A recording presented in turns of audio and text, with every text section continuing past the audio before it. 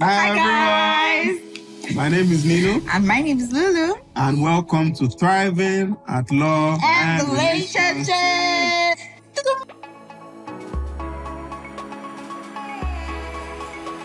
Welcome to Thriving at Law and Relationship. Welcome. This is another special. No, this one is super special extra episode. Super max special. Specially charged episode. I'm pleased, my wife. Why is this specially charged? Because we have our very, very dear friends here with us today. Mm-hmm. And when I say dear friends, these are like our dearest friends. Yeah, they're inside our heart. If you cut my heart, like you see them there. You don't see me? Next to my wife, sorry. Wow.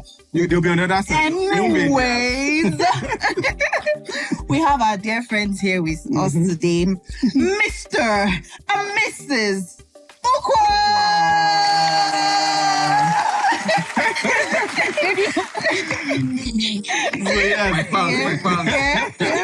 So they are the Ukwas, but this is Daniella and Nkem Ukwa. Yes. So welcome. Thank you. Okay. We're going to try our best to be serious. We're going to really try our best to be serious. And they are our guests on the show, so yes, we have to treat them like we have to. Our guests. We have to take it. Okay. So moving on. So we're going to read their bio. Their professional and family bio. Wow. Yes. So Nkem and Daniella Ukwa are lovebirds who grew up from friends into lovers. They have known each other for 14 years. Been together for 10 plus years. I've been married for 7 years. They are blessed with 2 beautiful daughters. I call them my daughters. Yeah. Daughters. Yes. Daniella is a marketing and communications specialist, while Nkem is a serial entrepreneur, popularly known as the reformer. Can your friend ever? He's a reformer. I call him the turnaround specialist. Wow. You just give him small gist. You see, Nkem, wow. If you bring your business to his hand like this, once you just touches it like this. He has the Midas touch. Turns it around. Come on now.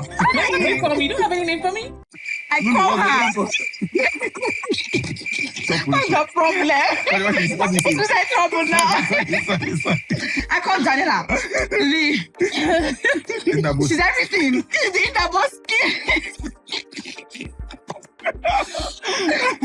We'll get something nice for her. We'll get something nice for her. Anyway, they strongly believe that they have a unique assignment for love and purpose, which is something that's one of the things that drew us to them actually. Yeah. Nkem and Daniella have YouTube channels. So Daniella has hers, Nkem also has his, and they also have a couple channel. 3 channels. Do you know how hard work?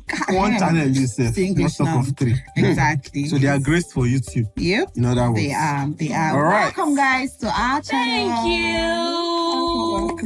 Okay, so I'm happy to be here.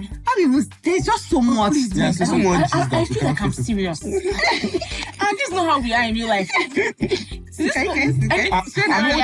mean, thank you for having me. It's been an opportunity to be here, right? We're very grateful. Oh my God, to be here. Which one should we even start with? I don't even know. We talk about how we met them or how they met. No, let's talk about how we met them. It's such a funny story. I think they should go first because we've been talking too much. So from your own angle. It's our channel. What's your problem? Let me speak about it. So what happened was that in a very nutshell, I saw Daniella. I've been trying to have a friend for the past. Wow! Tell the whole world. That's open public. For the past 7 years into my marriage, I've been on that slavery too. Oh my God! You've been trying to get me as the only friend too, of Daniella. I'm trying to get my wife a friend. I bought it, baby. This one next week you come up. That girl, there's a way she speaks. There's a I went did it to the extent that I actually planned. I said don't worry, don't take her out. I will pay for it. Just for the friendship to work with them. Wow. One day, I just saw this used to come to church. I remember, like, nice couples. Next thing, this brother, this way he walks. This frame will not give me the freedom to express it. So I'm like, who is this guy? What's it? What's a warrior? His wife will greet me, then he will be like, no, you need to harass us. That one, there's even a badges towards that one, champion. So I'm trying to talk about the badges. So the pivotal moment was that one day I was just coming out of service. They came for first service, so they were all leaving. And I was just leaving, and the Holy Ghost just spotlighted them. Do you know, I've been seeing these guys for the past 6 months. And the Holy Ghost spotlighted them and said something. Until today, I've not told them what they said. Even why I have to. Please, can you just tell us now? You can never know. Next episode. And see as he just bait us. So yeah. So I just saw him and he just noted it like, just summarize it. Say, that's your friend. And the next thing, at that same time, when I saw them, God was also doing something with my wife. It was not now. Like separately, and I don't stop for. It just means that you guys were. So I just walked up to Nosa, and I told Nosa, I remember. Next thing is life history. And I said, "Who are you? What do you guys do?" As in, so I think they should show me that. And before we start, let's see this year. Okay. So, first of all, she has been praying, right? She has been interceding for friendship. I said, for your what I would say. Send me a savior. She was. Send me a Jonathan. I had trust with like God tonight. Can you I saw her? But anyway, it's always on my side. I love it. So this particular day, I was in my protocol work, right? Then I was a protocol girl. And I saw these people, they were sharing tea and snacks after first service. So I was just standing, and then I think you're talking to Pastor. And the same thing, like his spotlight, I was like, these people are your friends. And I'm like, friends from where? I've never spoken to them before. I just see, and the thing is that about them is that it's all the pictures on Instagram. They come into church. They don't wait. Don't talk to everybody, literally. If they were single, don't worry. No boyfriend, no girlfriend for them. But anyways, these people are about leaving. They ask, have you had tea or coffee? Have you had snacks? They're like, oh, no, we're fine. Just take this. I'm like, why they for me? But anyways, they took it. And I was like, these people are your friends. I'm like, hey. Then I get home. Then the after my husband says, hey, but I showed me our friends. I'm like, hey. Who? He says, it's knows how much. I'm like, are you serious? Should I also go told you? I'm like, hey, there was a witness. There was a witness, right? And then after then, I think my husband and his husband met up, and they were talking for long. My mom came back. Baby, you need to go and see all the children. You need to bring the dates.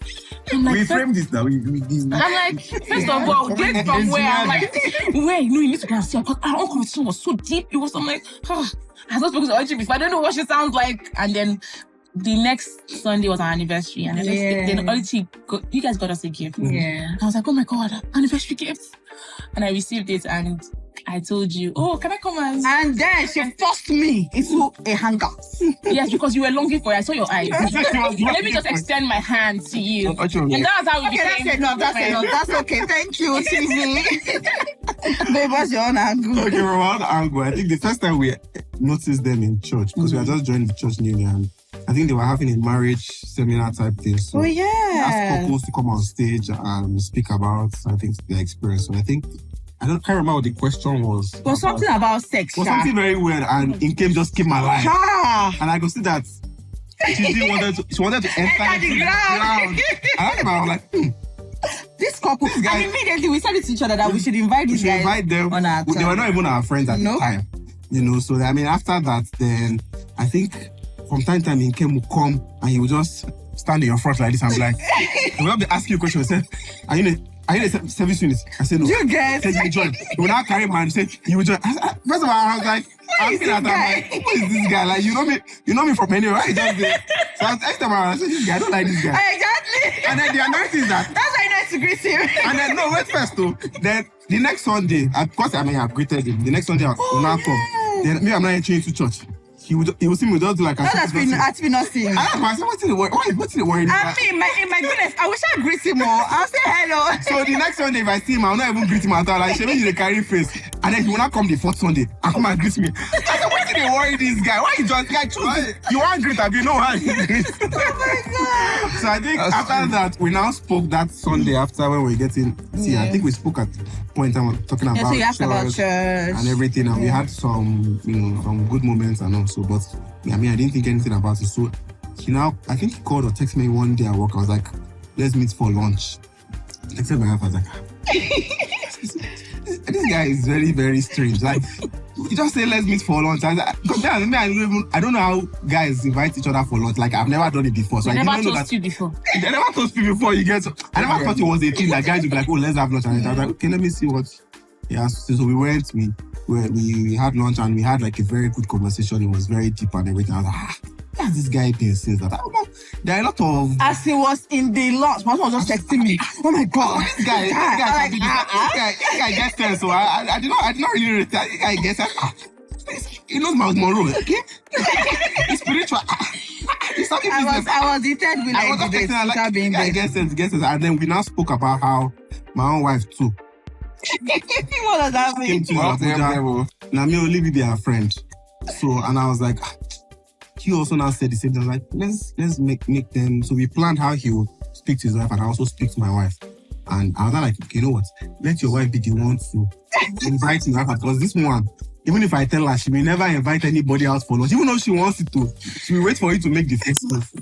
So Daniella was not the one that said, okay, that we should hang. I think she came over to the house also. Yes. Exactly. So when after they had done their own hangouts and then he came home and like, oh, that you should meet Daniella. I was like, I beg, please.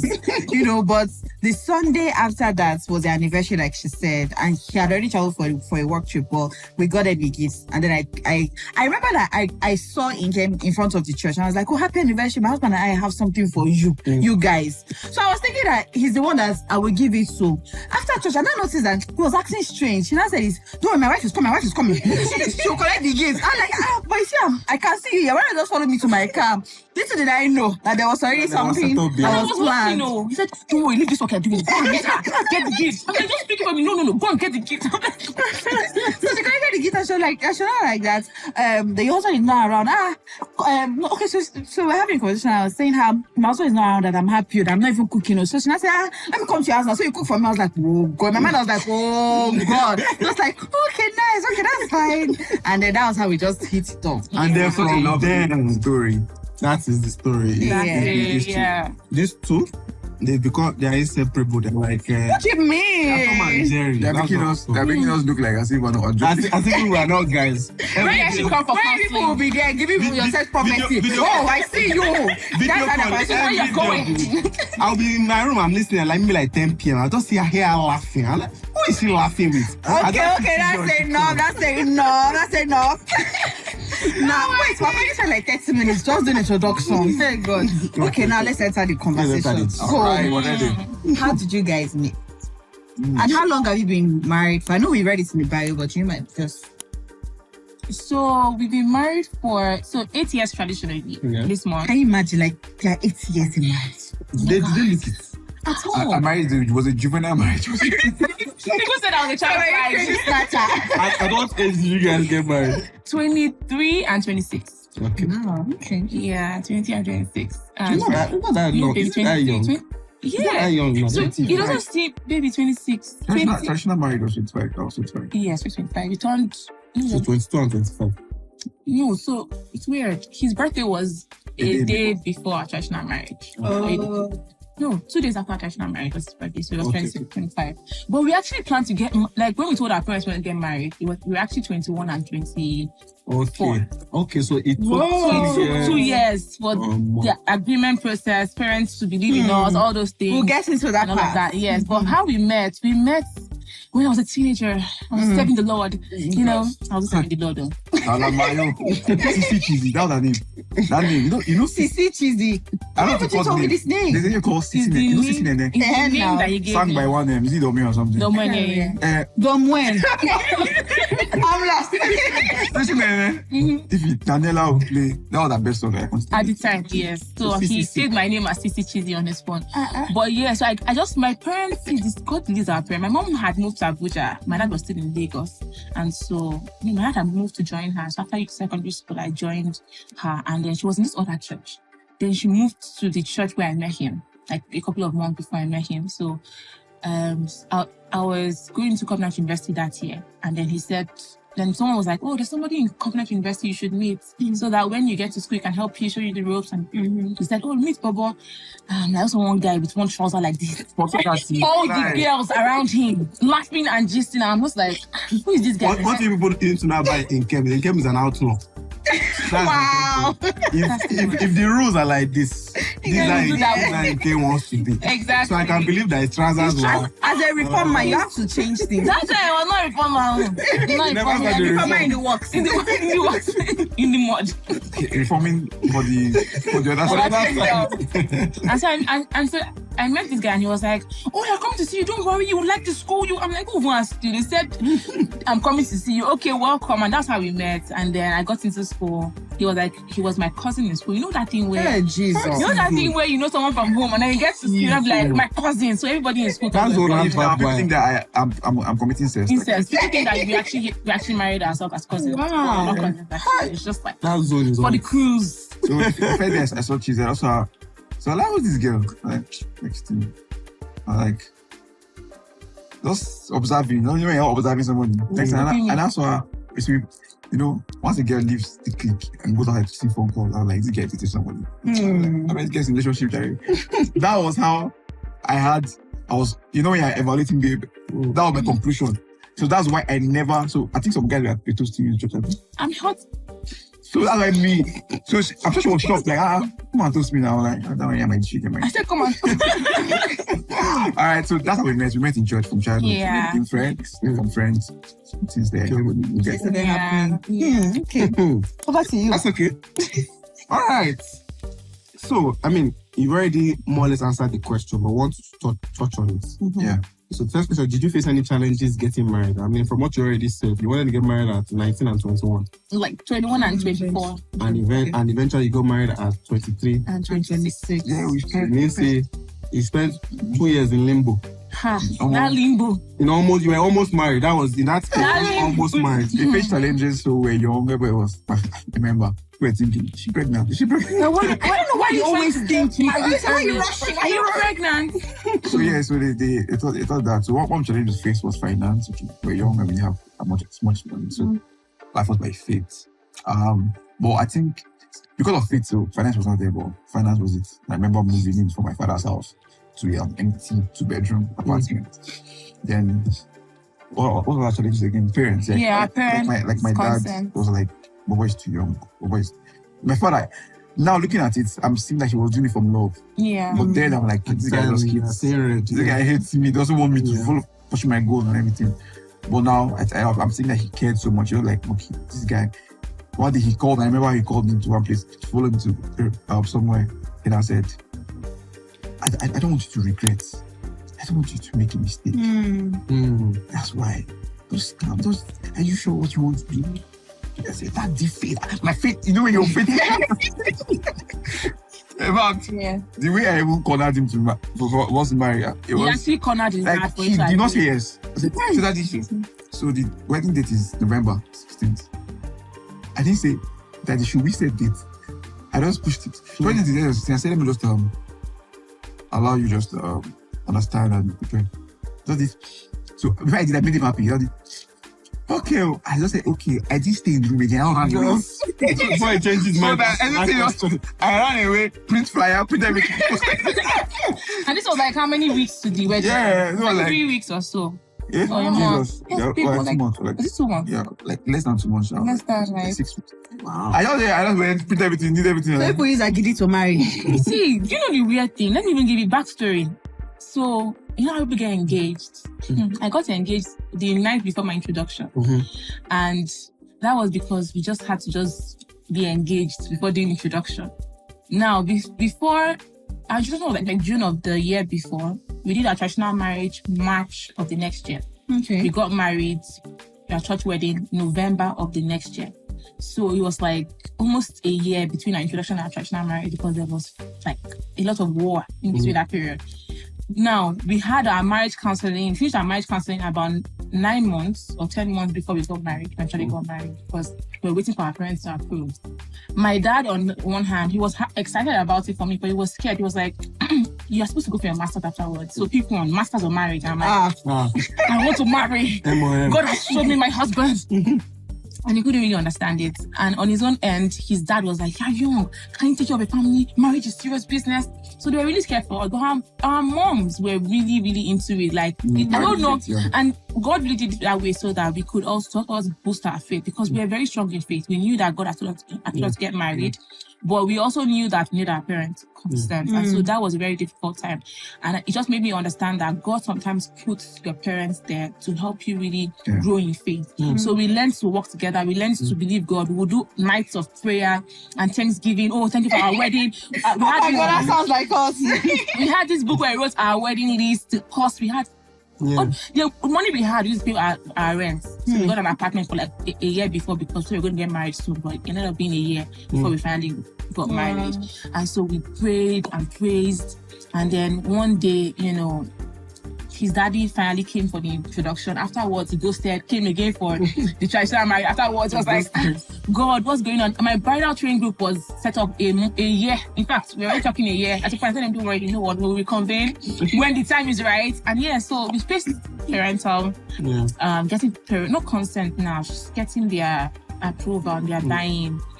Because they loved us together, but they just don't know if we were ready to marry. In terms of age because I just finished my NYSC at the time when we started the conversation. So I just got a job. And then he was working as well. But he was also doing business as well. So he was like, "Are you sure you know how to run a home?" Wow. So in retrospect, would you say that that if you had to do it all over again, would you have waited till when you got married, or you still have pushed through? You would have wanted to get married at 19. Do you think that delay or that hold up it helped? Just thinking back. I would say it helped. It definitely helped us, because that foundation of working together to achieve a goal, understanding that you are facing parental pressure. Imagine you are with someone you love, and not only your parents, your uncles, your aunties are telling you some stuff about that person's village. Oh, these people in this particular part of Nigeria, they behave like this, and that's where she's from. Are you sure you want to get married? They're telling me too. I heard this story. I've gone to do research, and so it helped us to fight together. So we knew that whatever thing we were hearing, we would just leave it out of the relationship and come back and say, "God, hold on to God's word." And that experience helped us build in our marriage, because if we didn't go through that, we probably have not been able to pass through some trying situations in marriage. So we learned how to fight together. Yeah, that's fantastic. So, Nkem, what would you say, like, to somebody out there now? Because we also faced our own predicament. Exactly. So someone that has that is going through that right now. Parents are not agreeing. Maybe there are tribal differences or just for a reason. How would you tell them to approach it? Just one statement. What would you tell them is the best way to approach that? So there's this verse I used that gave me a breakthrough. The Bible says that the heart of the king is in the hands of the Lord, and he causes he used it. So that was my scripture. So your parents' blessing is important. It's very important. So you never have married if your parents had not given their consent? So my father had to give, like I told you how I did it, and what was always ringing in my head, wisdom. Not force, not walk with wisdom. And there's a wisdom of patience, there's a wisdom of working. So culturally and also biblically, you see parents that one of the major way of giving marriage that the father is there to give out. So depending on except for extreme situations which might not be captured in the scope of discussion, but I would say to anybody that's facing these issues is that they should work with scriptures. And my father was it was madness to him. He's a logical man. My dad is a very logical man. So it was madness to him that I want to get married. But guess what? Eventually the heart of God just God steered you, and we're patient enough. Give it time. Don't be in a hurry. God has told you you're going to get married. You know this person. It's your whole lifetime. But you don't want a marriage built on force, on strife. You want your parents to actually, come on board. So allow God do His perfect work in them and in you. Okay. So you had it, patience and use the scriptures, wisdom, patience and wisdom to push it through, because parental consent is actually really important. Yeah. Okay, so moving on. Did you want children right away? And how did that affect the relationship when you guys had children? And did you want them right away when you got married? We said we wait 1 year. 1 year to enjoy our lives, but we eventually got pregnant at 8 months into our marriage. I remember one phone call her dad had called her saying, "We're praying, they are praying for her that he gives any problem." Oh my God. Remember they were expecting. I was there in the phone call. I said, I'm praying so that God will in 9 months' time you come visiting. So that's what when I heard that next to her, I was like, "Baby, don't you think we should?" But that was not when my baby fever started. I don't even know how it happened. I just felt like, I just feel like you're ready to have a baby. Yeah. And I'll just see videos or I'll just see a child. I'm like, oh my God, I'm ready. And it happened. We wanted to wait 1 year. We couldn't wait 1 year. And I'm happy that we did not wait 1 year. Yeah. All right. So, what challenges did you face when children came into the mix? My husband Masu had a traumatic experience. So I empathize with you.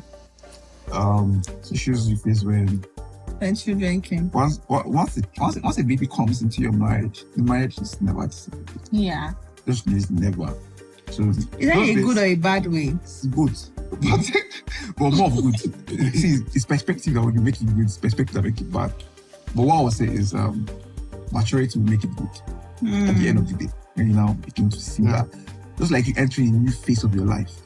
So it's not as if it's a bad thing. So when you are still, if you still have a mindset of, I'm in honeymoon space, you will see it as a bad thing. But if you see that as a bad thing, okay, fine, I've entered into a phase where I'm raising somebody's life right now.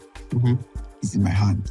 So yeah, the issues we faced when having a child was sex now. Sex. We faced sex. No, we had sexual. I don't understand. Why is you see my problem? All right, so one problem was that the day I knew that you have to wait for 6 weeks to have sex, it was at the bet. You sure? Like that day of the bet of Naomi. What was the prenatal class? My husband never went for prenatal classes. I never. For our next baby, you're going to go. Yes, the bush.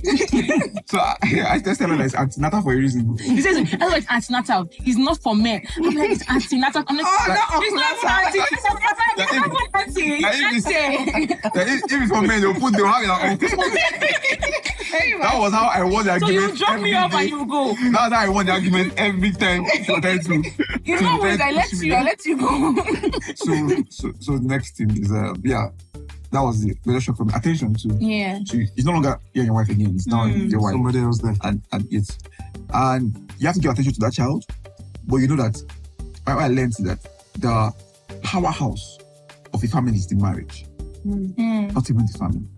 So that's why I said you have to enter into a new phase once you have a child, because what happens is that you think that now after raising you got the children and forget about your marriage, not knowing that your children are more influenced by what they see than what you are telling them.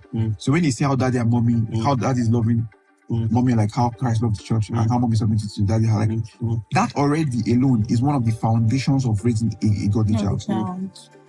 Yeah. Love it. I love the. So the powerhouse of a family is the marriage. Pastor Hooks, you heard Going on now. So that when you see the quote, you know that this is the first place that the quote was said. That's what we should put next one now. The powerhouse of a family is the marriage. That's our next quote. We put Pastor Hooks here. We will do shirts. We'll do shirts. All right, so the next question. So out of all our questions that we have one more for you. I want you to help, newly wedded couples out there. I want you to help people that are about to get married. I want you to help people that are already married. Having issues in their marriage and everything. So, what can you say is the principle that has helped you stay married all these years? Now, mind you, you've had children, there have been issues, you've gone through a lot of, 7 years. We are your younger ones. So we also want to learn. Yeah. There are people out there that want to learn, to know that, because staying married in this generation now, 2 years safe, is, I've heard a lot of celebrities that just got married and they've already left. So what's the secret principle? So can you give us 3 secret principles? You can take 2, you can take 1, or you can take 2, you can take 1. 3 principles or secrets that have helped you stay married all these years. All right. Sorry, can Chizzy start first? Okay. And then you round it up with your... And give us one quote. I was hoping to piggyback off what you're saying, but okay, so I'll say that number 1, a marriage that would work must be worked. So marriage is work. Walk the walk. Like I can't even explain how some people see date nights as, we're going on date night. Date night is work. Because at a point in your life, you are so busy, you have children, you have family. At a point, date night will be a commitment to building your marriage. So a marriage, not just a romantic thing, you have to make it work. The same thing with intimacy. True. A marriage that will work must be worked. So marriage is work, but marriage is beautiful. Marriage can be beautiful if you are willing to put in the work. One of the things I realized being married is that, especially when you watch a lot of YouTube channels, you find that, or reality TV, things that have broken homes, we've actually gone through them. Like, we've gone through those things and we have come out stronger because there's a perspective of in marriage that makes it work. You have to understand that we are putting in the work. God told us we're going to get married to each other. We had a very unique experience, but we realized that after all of that, right, there is a work you must put in to understand your partner, to understand how to embrace their uniqueness. You have to understand your unique role in the marriage, and which is why I always touch on submission and how I have grown into submission. So for women, I would say, don't underplay submission in marriage. Don't try to fight it. I know we are trying to be woke, right? But there's a way God designed marriage to thrive on submission and love. And there's a reason why God said to the man, love your wife, because I love love. Like, you have to show me affection. If you come and tell me, good day, man, it doesn't really move me. But for men, God really put something in them that really makes them love, honor, and respect. It's like their daily bread. Yeah. I second that, right? And then you need to just understand the different dynamics and play to your strengths. If God has told you to submit, He has given you the power to submit. So just condition your mind that I can submit. And men as well, I can love this woman, in a way that she does feel loved, and I can submit to the man in a way. Because I used to ask my husband, then you tell me, you're not respecting me enough, and I'll say, okay, tell me what you want me to do. And I realized that it wasn't the what per se. It was the how. It was my conduct. It was everything. So someone else can say, sir, and you don't really honor your husband. Oh, my sister is spitting some fire. Whoosh, whoosh, whoosh. So I had to learn submission in the way that He wanted it, and in the way that God asked me to. So Sarah, you really did a thing. She started with the Lord thing. Now we're here, right? We love you, ma. But just learn that a marriage that would work must be worked, and then learn your unique role in submission and loving your spouse. Wisdom. Thank you. What manner of wisdom? What manner of wisdom? Hey. Be this rubbing my back. It's touching you. Yeah. All right. So I think she said it all. She all gave you guys secret, simple code. The simplicity to a bountiful, beautiful marriage is this coach just gave you. Love your wife, submit your husband. But all at it that's made the pinpoint that made us stay is commitment. Like, when we entered the marriage, we didn't put windows, we locked it and said, if a fire starts here, the best thing we try to do is sort it out. And not to look outside. That was one of our mindsets.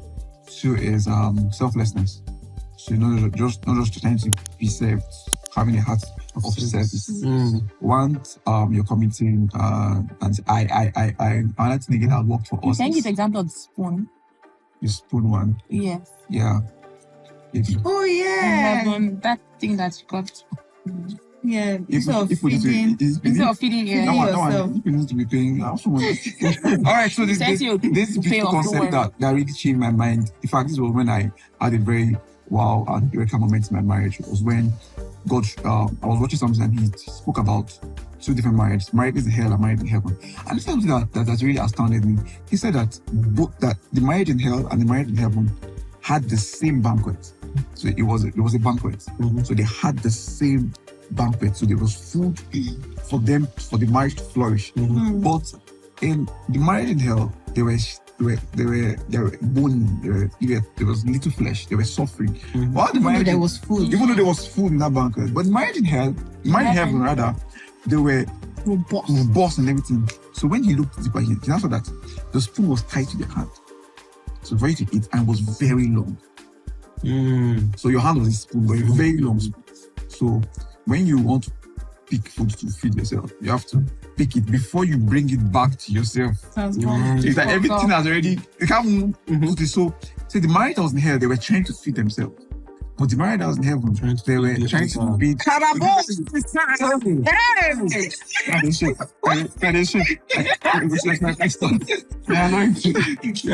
married in heaven, they were trying to always. So that concept always, whenever I come to a place, my married, I'm not satisfied.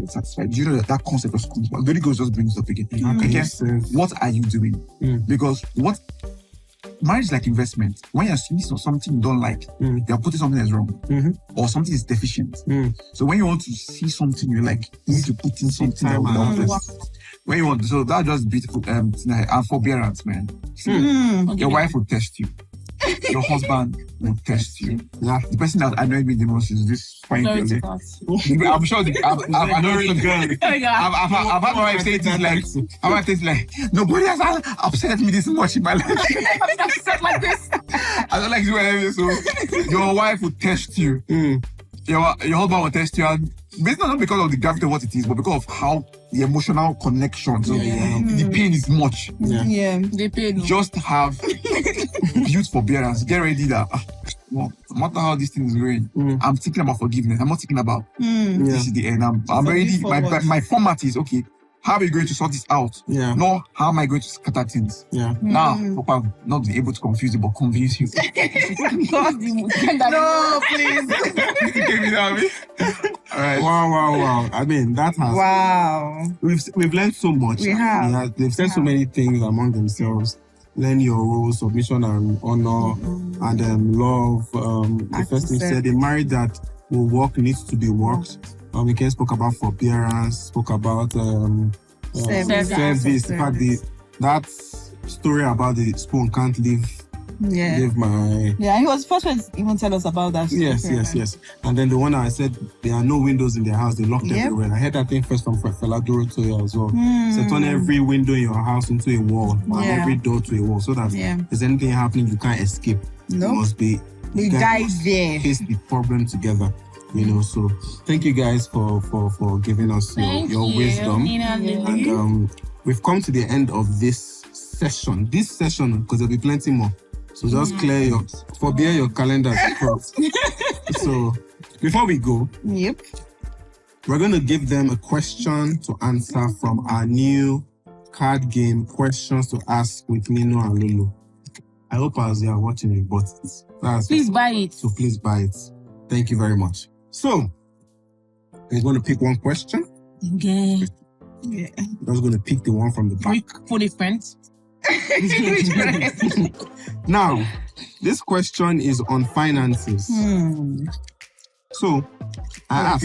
Those are hackers. They have this card. Are you calling my husband a scammer? Let's go. So, do you believe in giving money to your family members? Yes. What? Jesus. And why? Why are you not doing it?